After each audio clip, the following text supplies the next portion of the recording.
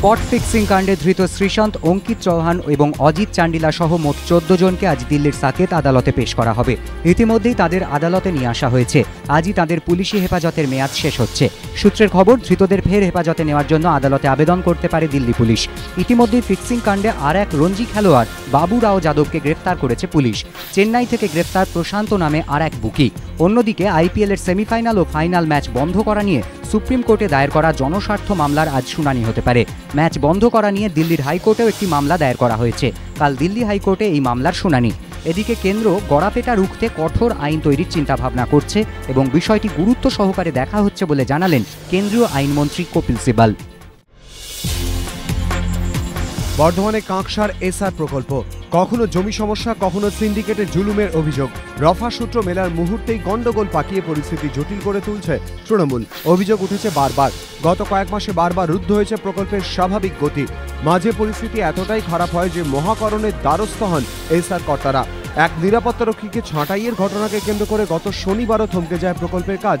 এই পরিস্থিতিতেই সোমবার এসআরেরই একটি অনুষ্ঠানে দুর্গাপুরে আসেন শিল্পমন্ত্রী পার্থ চট্টোপাধ্যায়। তিনি বলেন, নানান ঘাত প্রতিঘাতের মধ্যে দিয়েই বেড়ে ওঠে একটি শিশু। অন্যদিকে দীর্ঘদিন ধরে বন্ধ এমএএমসি 2011 বিধানসভা নির্বাচনের প্রচারে কারখানা খোলার প্রতিশ্রুতি দিয়েছিল তৃণমূল। পালাবদলের পর সেই মতো পদক্ষেপও গ্রহণ করেছিল সরকার, কিন্তু এখনও তা ফলপ্রসূ হয়নি।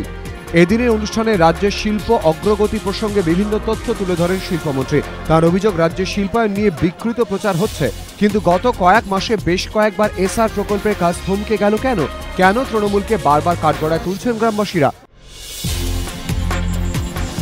এ যেন রূপলী পর্দার চিত্রনাট্য বাস্তবে। আগ্নেয়াস্ত্র নিয়ে বাড়িতে চড়াও হয়ে কিশোরীকে তুলে নিয়ে যাওয়ার অভিযোগ।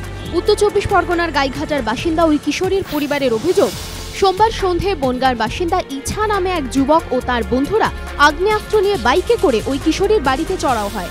সবার সামনেই ইছা ওই কিশোরীকে তুলে নিয়ে যেতে উদ্যত হলে বাধা দেন কিশোরীর পরিবারের লোকেরা। তাদের অভিযোগ, এরপরই কোমর থেকে আগ্নেয়াস্ত্র বার করে গুলি চালায় ইছা। গুলি লাগে কিশোরীর ভাইয়ের হাতে। হই হট্টগোলের মধ্যেই কিশোরীকে নিয়ে বাইকে তুলে চম্পট দেয় ইছা।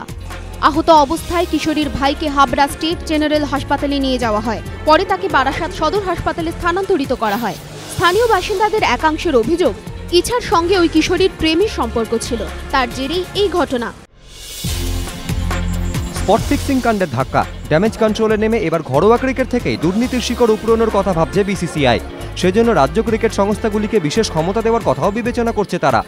রবিবার চেন্নাইয়ে বিসিসিআই এর ওয়ার্কিং কমিটির বৈঠকের পর এই মর্মেই বার্তা এসেছে রাজ্য ক্রিকেট সংস্থাগুলির কাছে। বার্তা এসেছে সিএবির কাছেও। রবি শাস্ত্রীর সুপারিশ, বেটিং, ফিক্সিংয়ের মতো অনৈতিক কাজ করলে ব্যবস্থা নেবে বিসিসিআই। কেরিয়ারের একেবারে শুরুতেই এই মর্মে মুচলেখা লিখিয়ে নেওয়া উচিত অনূর্ধ্ব 19 ক্রিকেটারদের থেকে। রাজ্য ক্রিকেট সংস্থাগুলিকে উদ্যোগী হওয়ার কথাও বলেছেন অনিল কুম্বলে। ইতিমধ্যে স্পট ফিক্সিং কাণ্ডে অভ্যন্তরীণ তদন্ত শুরু করেছে বিসিসিআই। পেপসি আইপিএলের বাকি ম্যাচগুলির ওপরেও এখন কড়া নজরদারি। ফিক্সিং কাণ্ডে জড়িয়ে গিয়েছে প্রাক্তন রঞ্জি ক্রিকেটারের নামও। এই পরিস্থিতির মধ্যে এ রাজ্যে সিএবি কি উদ্যোগ নেয়, সেদিকে নজর ক্রিকেট মহলের।